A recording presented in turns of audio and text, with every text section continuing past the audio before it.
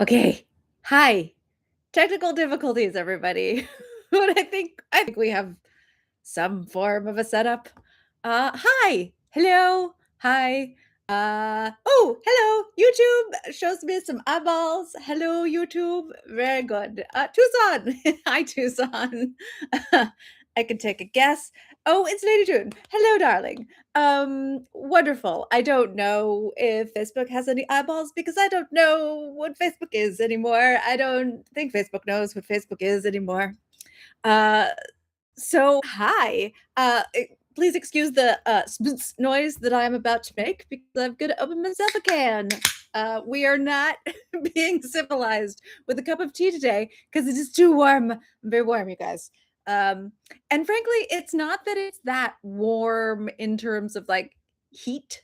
It's just that we are humid, and I am a Northern California girl, raised. And so I don't do well with humidity. It confuses my whole body and brain and mouth. So this is going to be a fun live, everybody. Who knows what I will say?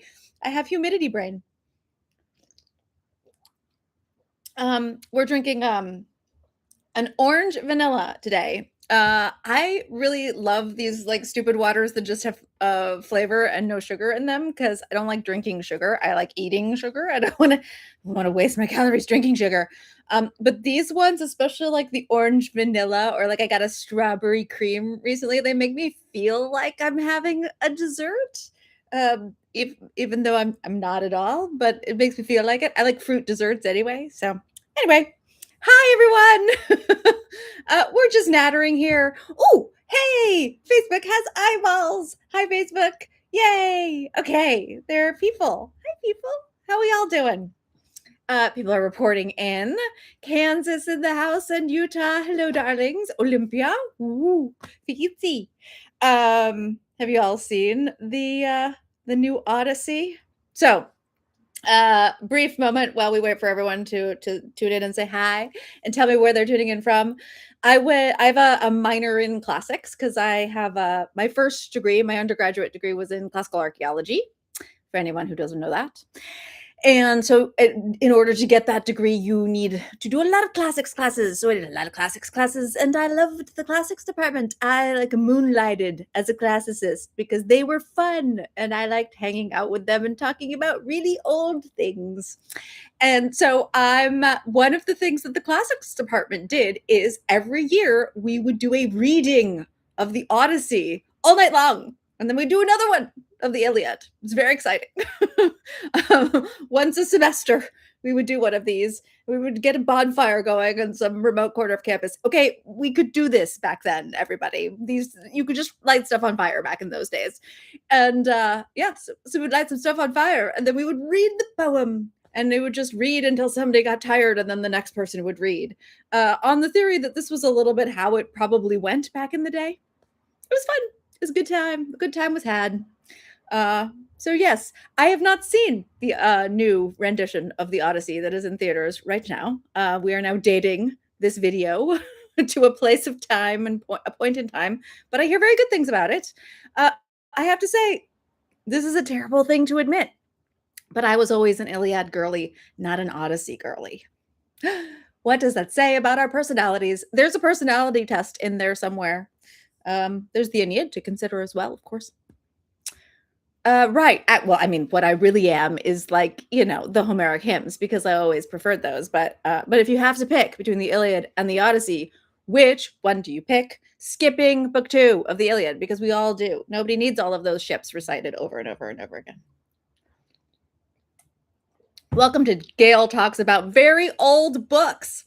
Nice to be able to be like, totally critical of a book for a change because I don't feel like these are my peers. Homer has been dead a very long time. I can insult the Odyssey if I want to. I don't want to, but the Iliad is my preference. That's all I have to say about that. Now, today, we're going to talk about what happens after I finish writing a book or after an author who was like me finishes writing a book. This is because I feel like us authors are often mysterious to you readers, and you're a little confused about why, when a book is done, it isn't just like immediately out in the world and available. With traditional publishing, this all takes a lot longer, I should say. I'm going to talk about what is going to happen to the book I have just finished, which I'm not even going to offer to a traditional publishing house. I'm just going to bring it out on my own, not because I don't think they would want it. I actually think this might be one that they would be interested in, but just because it's easier and faster if I do it myself. And I'm getting very lazy in my old age, you guys, very lazy. So, path of least resistance and all that. So here's what happens is I get very excited because I have typed the end at the end of a book. This is thrilling to me. I am definitely one of those authors who finds the rough draft initial writing process the hardest part.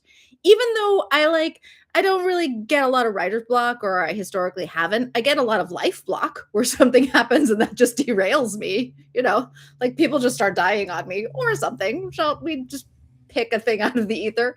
That does cause me to delay, but in general, it's just I'm a relatively slow writer by comparison to many, especially those authors who dictate, because I don't really dictate. So I plug away. I finally finished the book. That's the hard part, and then I have a pretty elaborate editing process, which really is what takes so long. So I am in the middle of the first stage. So I finished the rough draft, and then what I will do now is what I call a hot pass.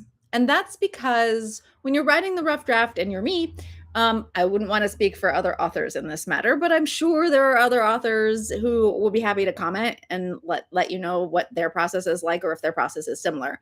But the first pass, that rough draft is pretty rough. I don't let myself edit as I write. I'm only allowed to edit what I wrote the day before or the previous writing session.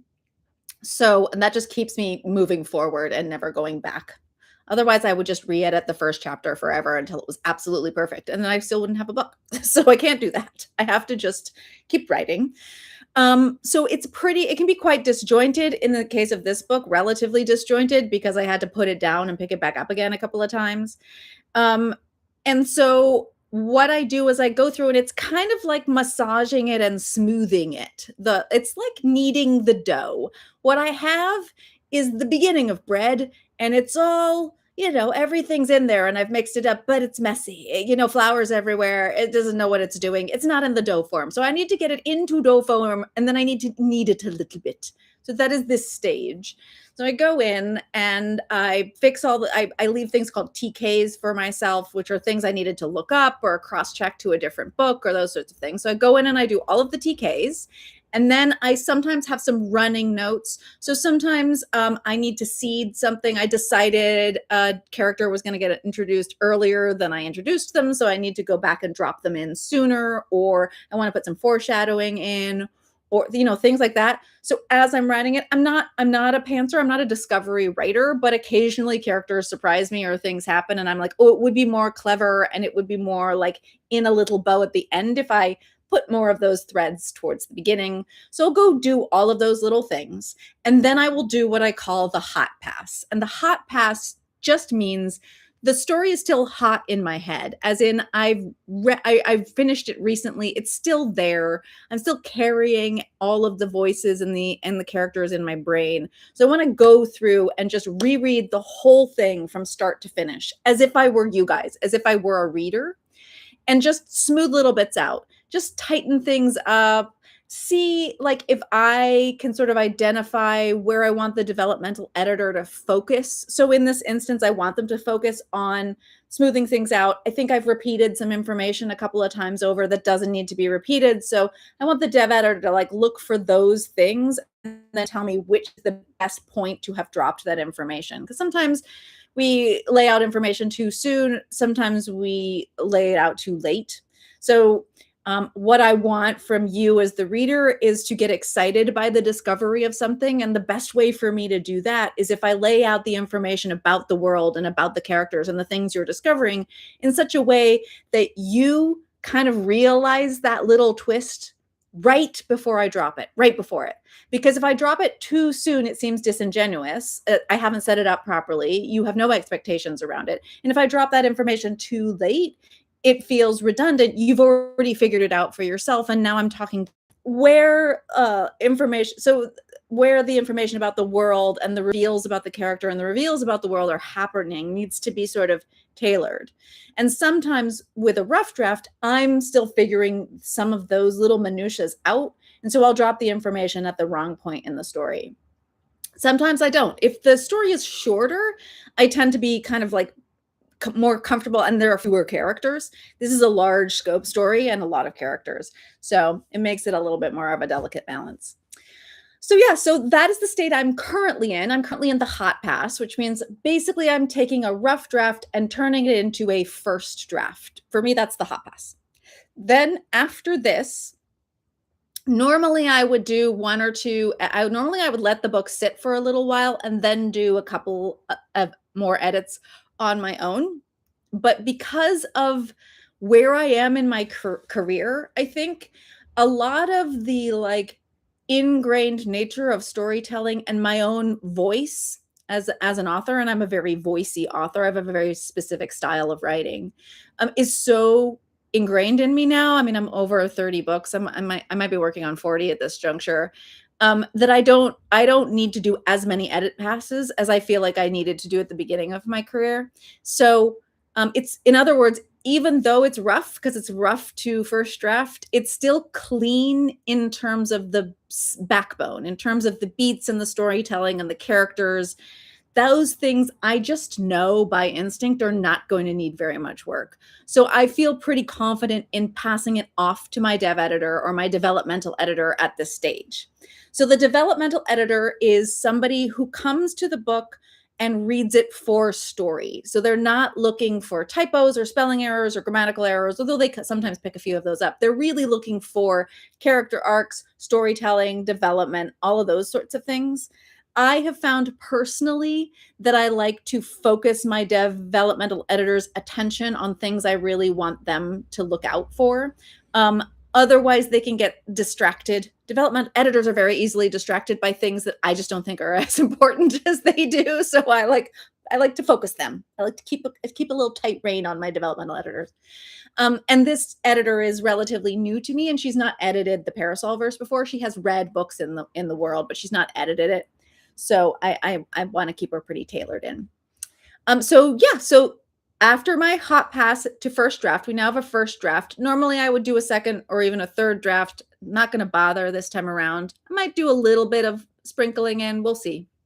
We'll see if I get all the way to a second draft. It's kind of arbitrary whether it gets a new draft number or not. I'm just sort of meh. And then it goes off to my developmental editor, and she takes a while. She's going to take a month with this book. So this is why we're getting into a time frame, right? It takes me about a month to do the hot pass. Now it's going to take her about a month to do the edit.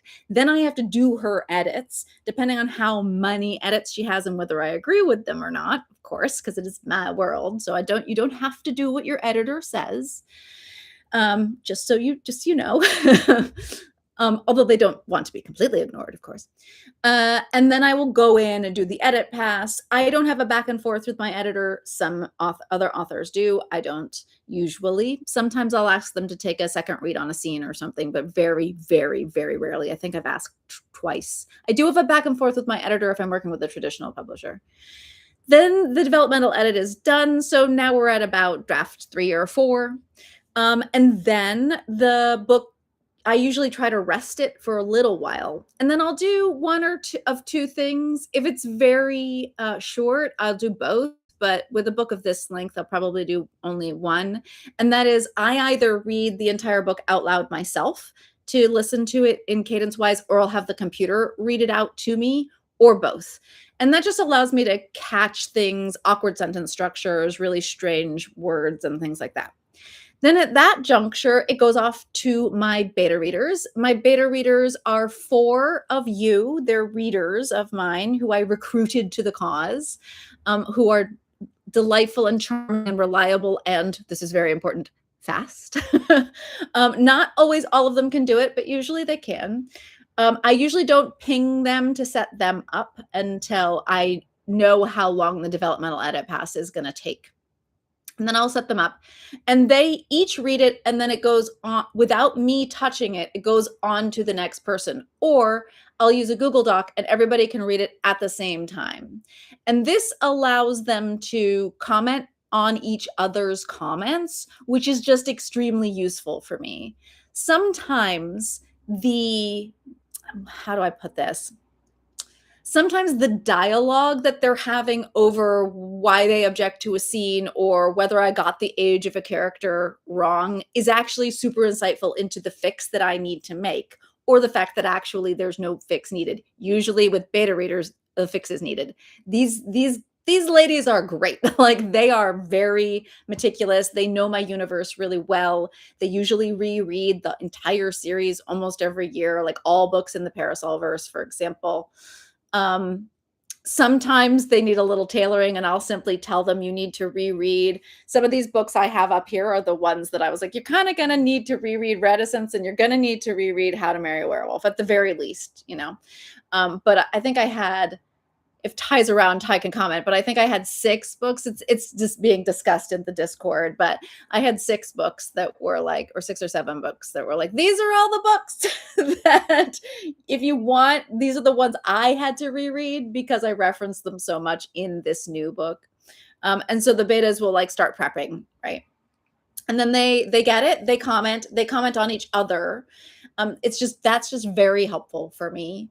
And then I go in and make their fixes, which usually are not too much, but always necessary. I have to say, since I've been using beta readers, which is about since book 4 or 5 of the Parasol Protectorate, so the last or the second to last book, they have caught a major error every single time. And by major error, I mean like I got the age of a character wrong, or I got the eye color of a character wrong, which perhaps doesn't seem major to some people, but I don't like that. It comes off as messy to me. I don't like it. So I'm really grateful to those betas. My betas are wonderful. They're really invaluable. So the beta readers have their say. I've done another edit pass. And then we go to a copy editor. So it goes out to a copy editor. Sometimes I will do 2, depending on who I can book. And hilariously, because I am terrible about commas, I have one copy editor that takes all my commas out and another copy editor that puts all these commas back in again. I don't think anybody knows about commas. I think commas are a mystery to the entire universe at this juncture. So, including me, a writer of English language and 2 editors. Anyway, so I have a copy editor. That person just goes in and fixes all of the languages, fixes all of the spelling and the grammar, sentence structure. Line literally means line by line. That's why it's called a line edit. So they're not looking for character arcs or anything like that. They're looking for character consistency. Again, is that character in that scene, or did they suddenly appear in that scene? That kind of thing. Is that character's name spelled the same way throughout? All those sorts of questions. This is where a style sheet comes into play. I have 2 copy editors I really enjoy working with, and sometimes I will use both of them. It's kind of, one of them is faster and better at the contemporary stuff, and the other one is slower, harder to book, and better at the historical stuff. This book is not in her historical wheelhouse, so normally I try to book her because I like the historical accuracy double check. But this book is in Victorian London, but not for very long, only for like the very end. So I don't know, but I will probably try to see if I can get her on board, just because she is particularly meticulous about historical accuracy, and I appreciate that. But if not, I will go with my other copy editor. They're both great, but copy editors do specialize just the way developmental editors specialize. I also have a sci-fi copy editor, but I haven't needed him in a while. Yeah, so those are my copy edits. And then I have essentially a completed manuscript. That is the manuscript that goes into production. So that one goes into print.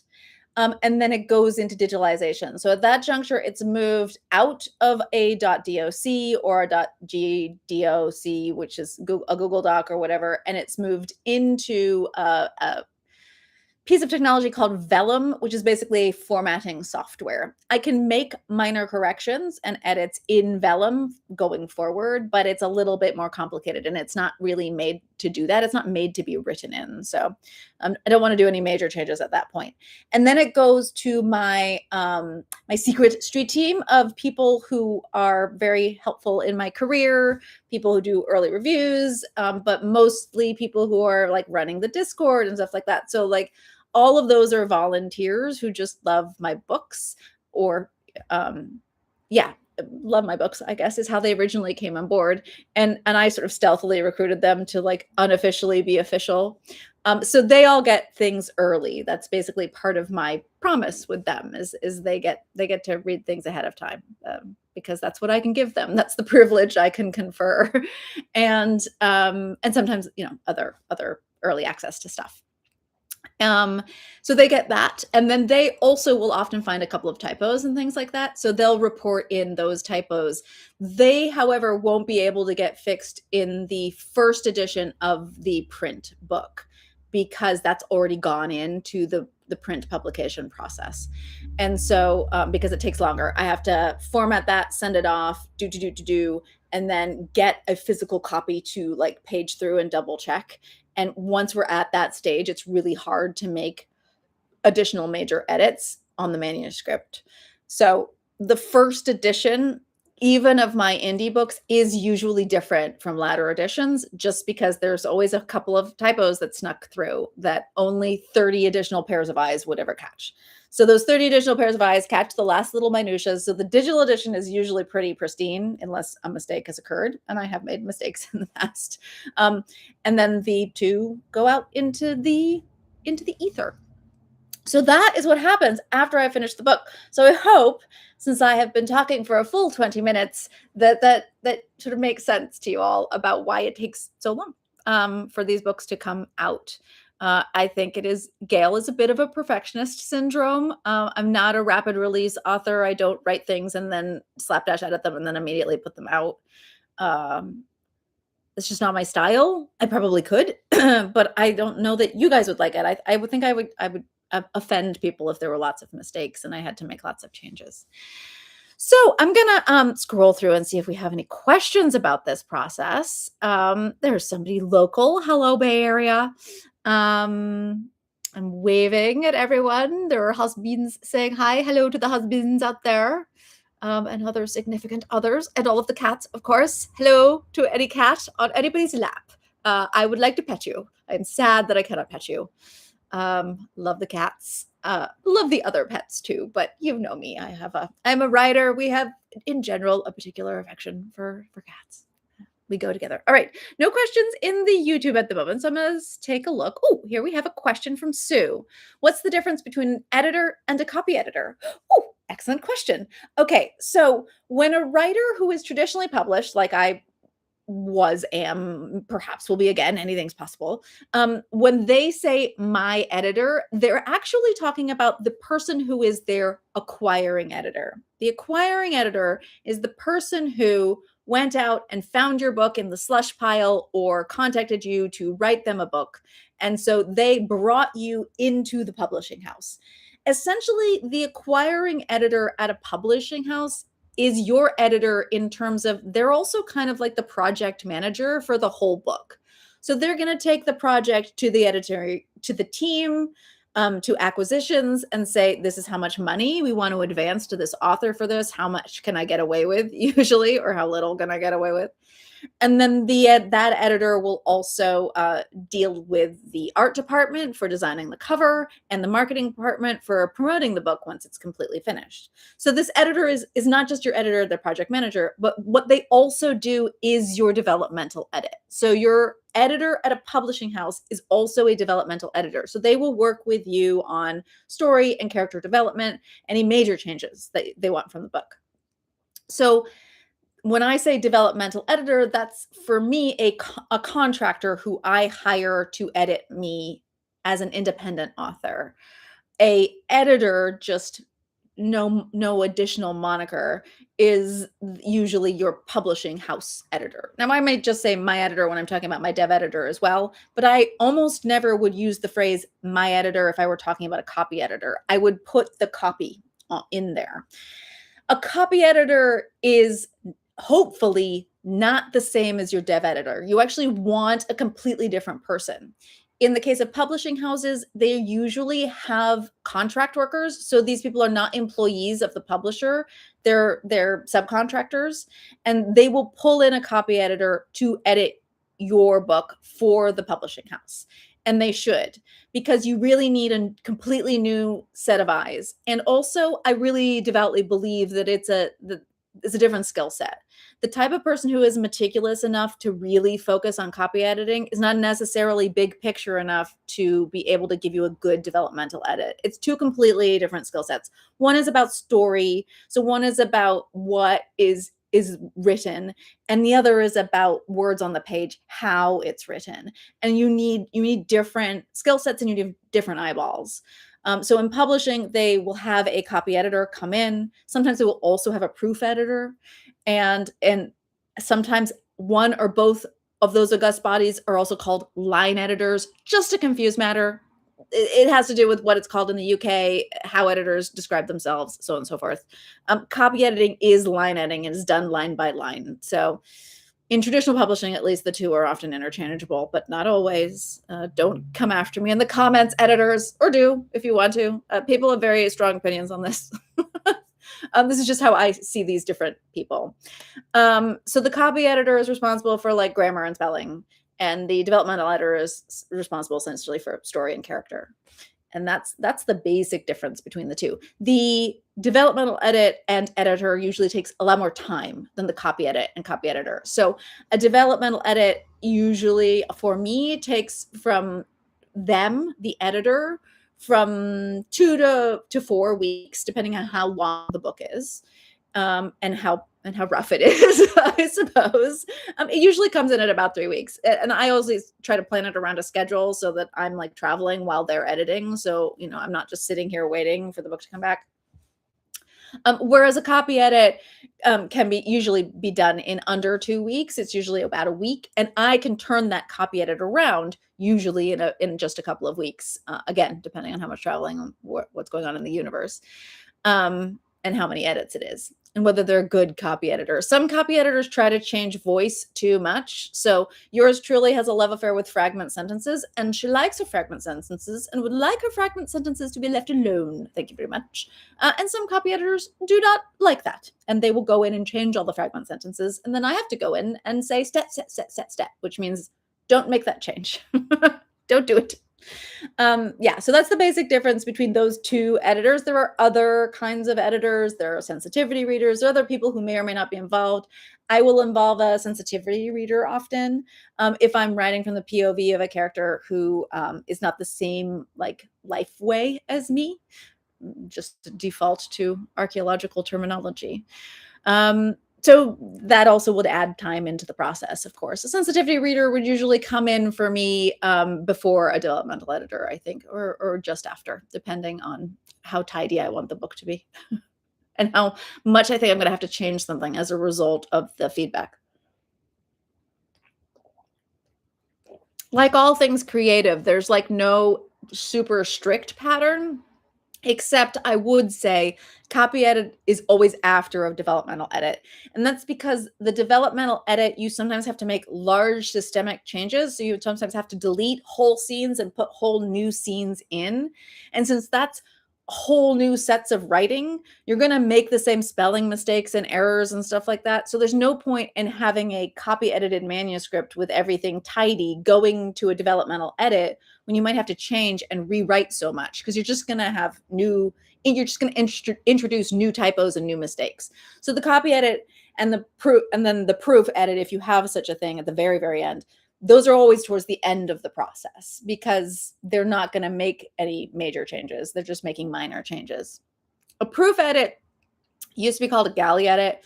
And it basically means you pay an additional subcontractor in the case of traditional publishing, or contractor in the case of self-publishing to do one more copy edit, fine tune on a manuscript. If you're a particularly messy writer, you might need a second. It's basically like a second copy edit, but it's more precise. And it's used to be done by editing the final manuscript in its final printed form. So as it would appear on the page.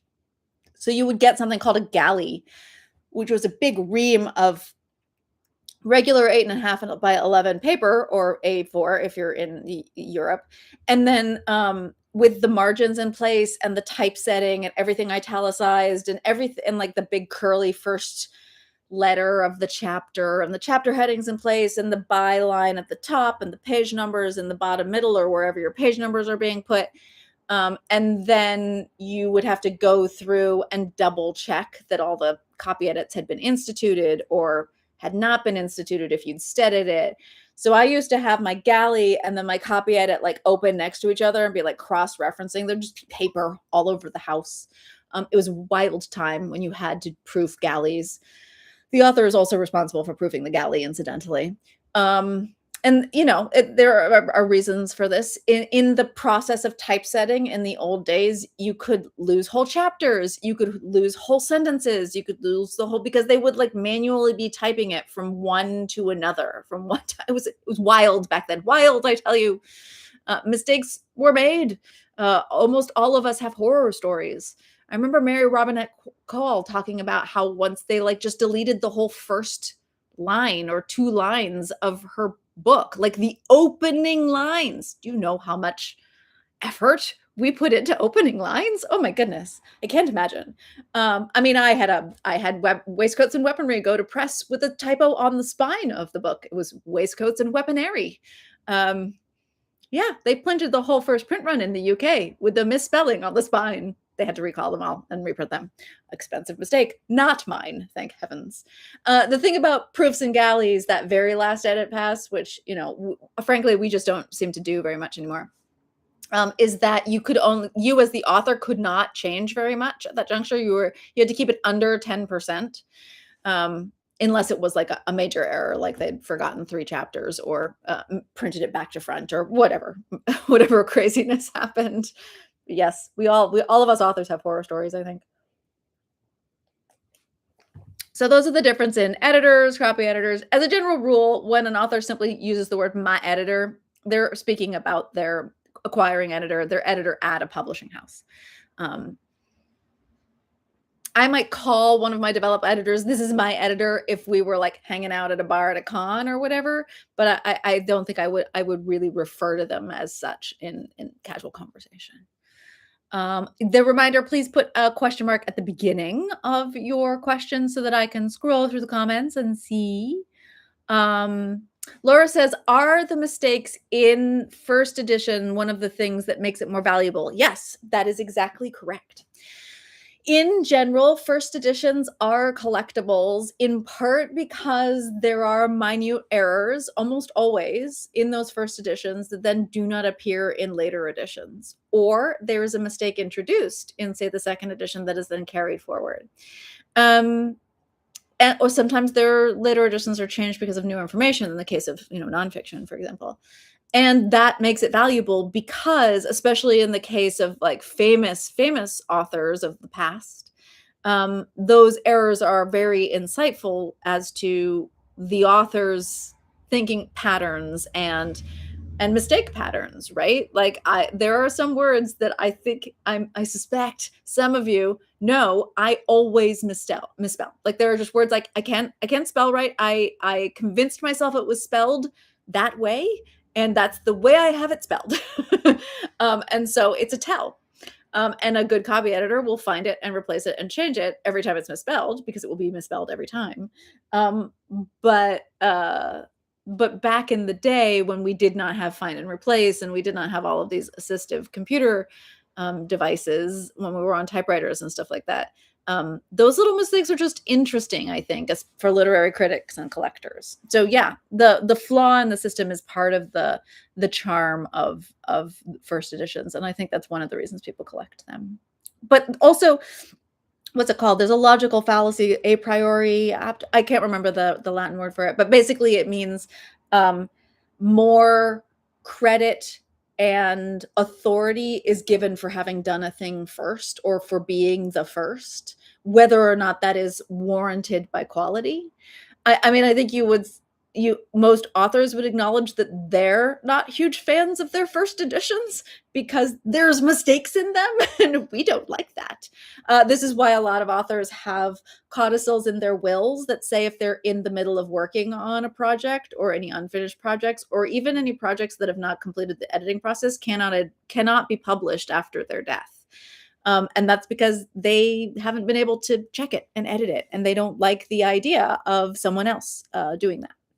So, yeah. Right. Hey. I just lost Facebook. Did I lose Facebook? Sorry. People are texting me for some reason. Nobody ever texts me. Nobody ever calls me unless I am in a movie or doing a live. Sorry about that. Swipe left to reveal comments. Okay. I'm looking to see if I have. We have an off-topic question from Sue. So I'm gonna leave that there for a second in case we have any more questions about editing and the editing process. YouTube, do you have any questions about editing process? What happens after books are finished, written? So we need to reread or read Reticence before the new one. I've Reticence out. Right, where is it here? Reticence. Sorry, Facebook. I apologize. We're no longer allowed to do that thing that rotates it. But trust me, this is Reticence. If you can't read it backwards. Hi, YouTube. You have figured it out how to rotate so that books appear normal. This is in case you're curious as to why it looks a little bit different. This is the English version, the British version, different cover. So Reticence. What were we talking about? Yes, yeah. Reticence is. Well, I mean, events from Reticence are referenced, I should say. But frankly, you should be able to read this new book completely standalone. You don't have to have reread anything. And I promise when we're closer to release, or like I said, it's already in the Discord under discussion, I'll post a list of the books that I had to reread in order to write it. But that doesn't mean, I might have to reread half a book or 8 scenes in a book for one sentence in a new book because I do this to myself, you guys. I do this to myself. I do it to myself. I'm sorry, to me. Past me. Not sorry. I don't know. When you have as many books in one universe as I have, and you have so many characters crossing over, and I like it. Like, I like to reuse favorite characters. I like to show you guys and have you guys get to visit new characters. Yeah, when you do that to yourself, you have to reread your own books a lot. Especially if you don't have a memory for those books, because I don't. Thousands, millions of words, I suspect, at this juncture, have I put on pages, which means I can't remember what I wrote. More often than not, when somebody posts a quote from one of my books, I'm like, did I write that? Oh, well, all right then. I guess I wrote that. I really cannot remember. Hilariously, I was talking with other authors about this recently, and I was like, here's the thing. Is the act of writing it is like getting it out of our system. Like, we need to put the words on the page. We need to tell the story, but it's literally out. Like, I have no idea what I wrote yesterday. Like, the point was for me to get it out of my brain through my fingertips and onto the page. The point was for me to not have to hold it inside me anymore.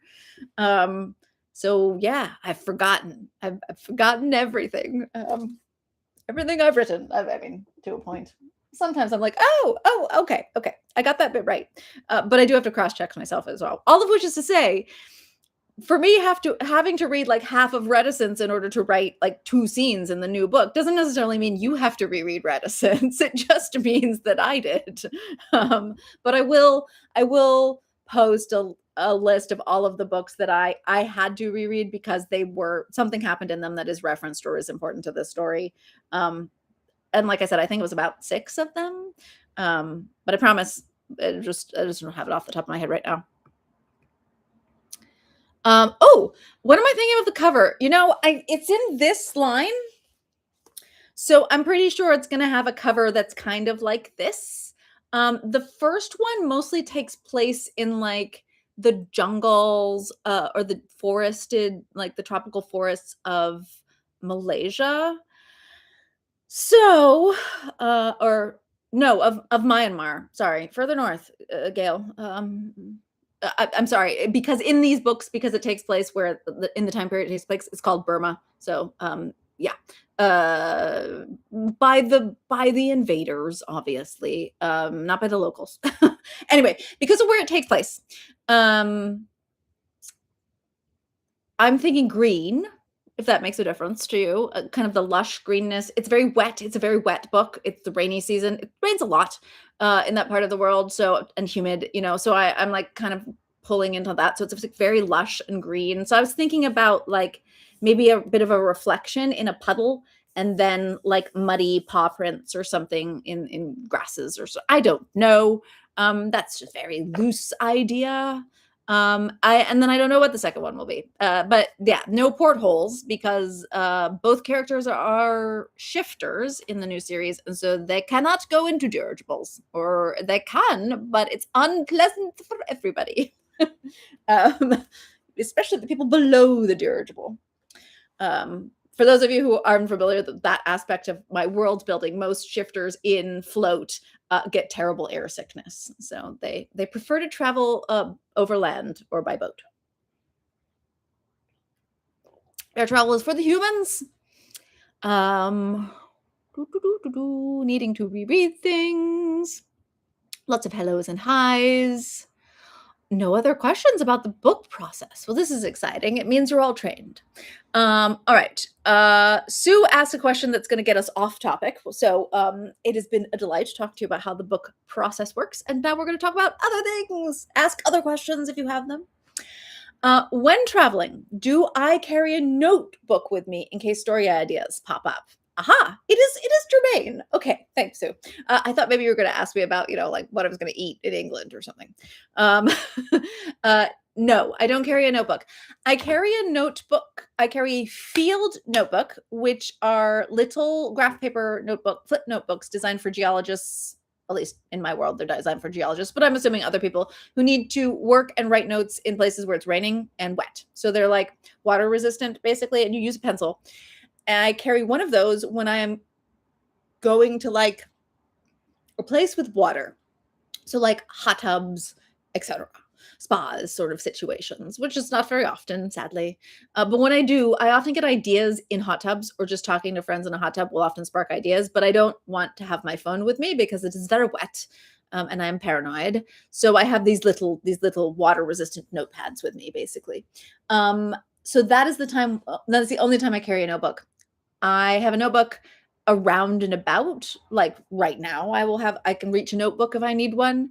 But no, most of the time I actually just take note ideas on my phone. Usually I dictate them if I'm in private, or you'll see me thumb typing if I'm in public. And that often means I've just had an idea that I need to note down and it goes into the phone.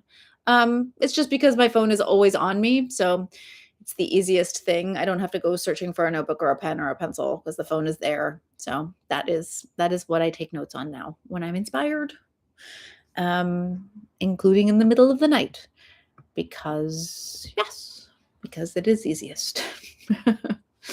Yeah, I'm open to cover thoughts or ideas if you have colors you're interested in. I really haven't decided, and now I have to come up with 2 covers because I'm going to split this book into 2 parts because it's too long for one.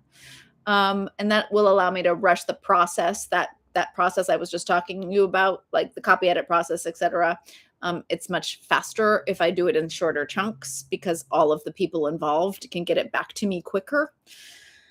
So, so the dev edit is going to be the entire book, the whole 2 parts, because I want it to be nice and smooth and the whole character arcs to be reflected. And then after that, all of the people I hire to do like copy editing and stuff like that will be doing the book in 2 different parts. And then I will need 2 covers.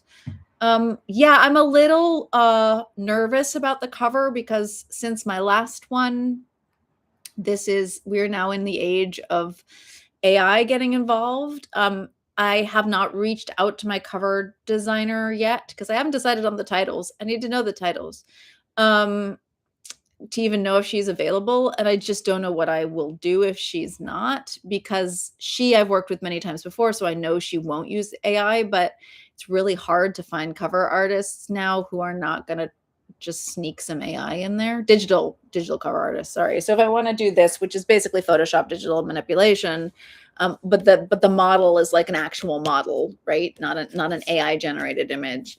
And this was an actual, like the bits are all actual things photographed in real life, except for maybe the wallpaper, which was finagled by an artist. You can see there the wallpaper is very little wolf faces. So if I'm stuck trying to find an artist who then I have to get to sign something that says they won't use AI, it's just going to be kind of a nightmare. So I'm not looking forward to that part of this equation. Although normally I enjoy the cover art process. I mean, I could try to do it like myself in Canva, but I just don't think my skill set is in that arena. And as a general rule, I prefer to hire people, partly because I think it's, hire small contractors to do jobs if you can afford it. Keep them in business, keep other artists alive, right? But it is a minefield right now, and I'm a little nervous about it. Fingers are crossed from everybody. Thank you all.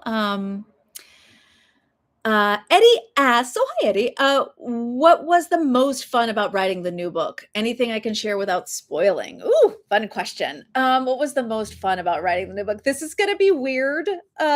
Please don't. I know I am like vivacious and bubbly. Like I know I am this person that I am, but be aware that I have a very dark sense of humor. It does not often come out, and it certainly doesn't enter my books very often. But one of the things my character does in this series, the main female character, Min, is she is a healer, but really she's a bone setter. She's a surgeon. She's very good at human injury, even though she's an immortal character. And so she often finds herself, and she's a traveler. She likes to go places and do things and see new parts of the world always. Her species that's one of the things that they do. And so she often finds herself in areas of major natural disasters. And so I found myself researching major natural disasters in the 1800s, from like 1820 through 1890, including a couple of natural disasters often cause disease outbreaks, which often cause pandemics. Like, there have been other pandemics, right? So like that kind of thing. And suddenly I'm charting like the 5th cholera pandemic as it moves across the British Empire or whatever. And I was like, this is wild. I didn't know that even happened. I learned about the Yellow River flood of 1887. And I'm not going to tell you more about it because it's in the book. It's so fascinating. Some of the major disasters of the past. Biggest cost to human life, just so as an archaeologist, I found this bit fascinating, is almost always floods. Floods are the worst.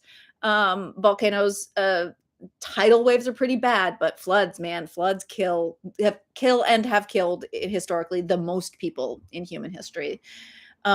Because people, and the archaeologist in me is determined to teach you all this, live on the banks of rivers. It's what we do, right? We're near fresh water. It is where we settle, the cradle of mankind, etc. We love a river. But rivers seldom stay within their banks, and serpentine rivers in particular. But those rivers like to leave their banks when there's floods and things, and we like to dam them, and those dams break, and catastrophe happens, and then disease follows that catastrophe. So the floods itself will kill lots of people, but also water contamination inevitably follows a flood, and then lots of people die from typhoid, cholera, and dysentery. So it's, yeah. I know. I should not say how much joy this brought me, but I was riveted by these natural disasters of the past. And I was like, what natural disaster could I throw at her now? So we went and visited Krakatoa. I mean, it's a good time for me anyway. And I think it's just because I'm an archaeologist and I love doing research. I just love it. What can I say? I love learning about history and the past. And it's just not a thing I've ever had to research before in writing these books for you. I've had to research Queen Victoria's wars. I've had to research, other technological evolutions of history and stuff, but I have not had natural disasters on the radar. And it was just because of the way I wrote this character and how I wanted her to move through time and space. And And so I got to do it. And it was absolutely fascinating. Man, there should be a whole series on the greatest natural disasters of history on some, you know, documentary channel or another, because this is totally riveting. Still people tuning in. Hello, new people tuning in.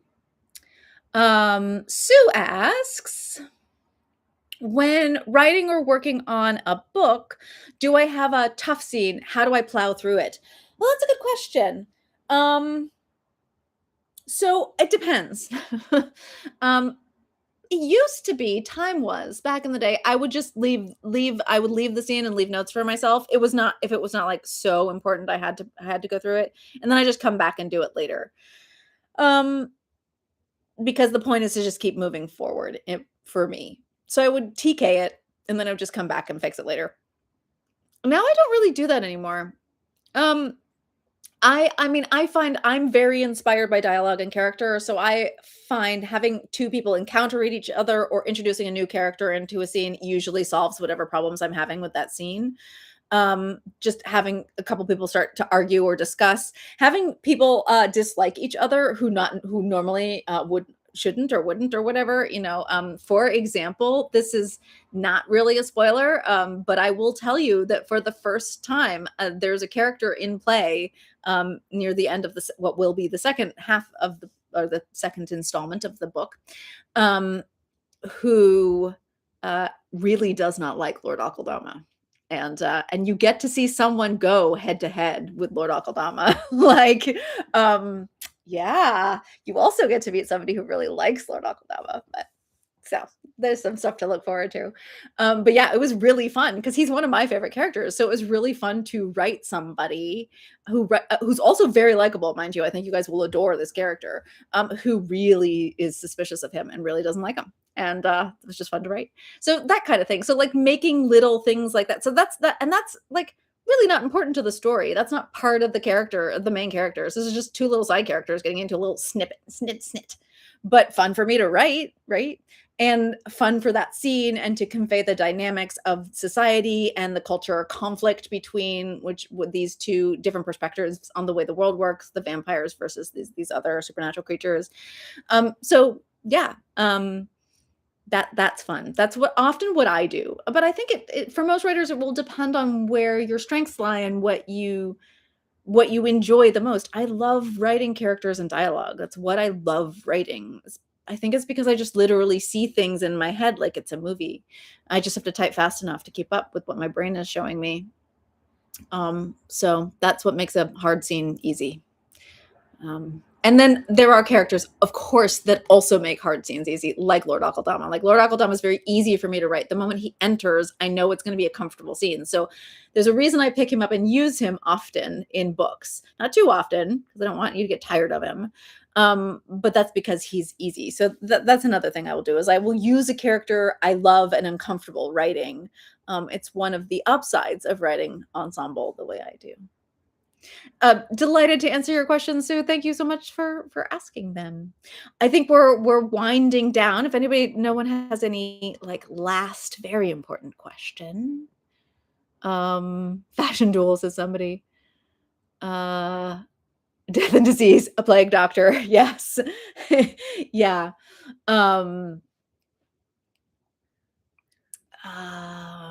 Most fun about writing the new book. Well, yeah. Nobody will get tired of Lord Akaldama.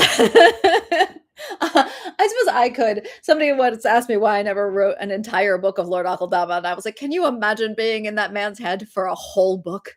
Holy smokes, I can't. Anyway, I find the very idea exhausting. He's best in moderation, like a very strong cognac.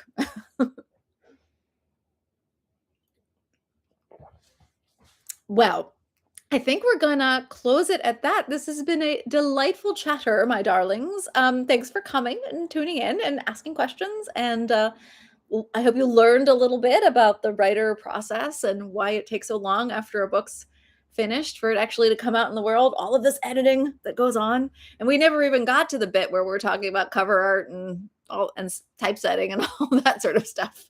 I will not be having a live next month in September because I will be tripsing around the UK with my mama, England to be precise. My mother is turning 80 and we are hopefully she's coming with me. That is maybe not going to happen. But I will be going no matter what to England. So for those of you who do not get the last cheer up, I'm trying to put together a couple of meetups while I am there, if at all possible. It's looking like those meetups will be in Nottingham and in London. So September, the next cheer up will have when and where and if we've managed to organize it. So they'll cheer up at the beginning of September. And yeah, hopefully it will happen. And hopefully I'll get to see some of you in person. That would be very exciting. I do not get to the UK very often anymore in my old age, but that is where I will be. I have a legitimate excuse for not doing a live. I will be in the country of my people's homeland with the mama, visiting family and on old friends from when I was at graduate school there. So that's what I'm doing. So. And yes, I will be at Worldcon in this month. So hopefully I'll see some of you down in Anaheim, LA area. And I have a very packed schedule. So, but I will of course be at the bar in the evenings. And you can always say hi and ask me for a signature or whatever, or offer me a tea recommendation, give me a cupcake, whatever, whatever floats your boat, everybody, whatever floats your dirigible. I will see you all probably then in October. And take care of yourselves, please. And eat something tasty. Pet the pets. Tell your fuzzy companions that I love them. And yeah, I'll see you in a couple months. Bye.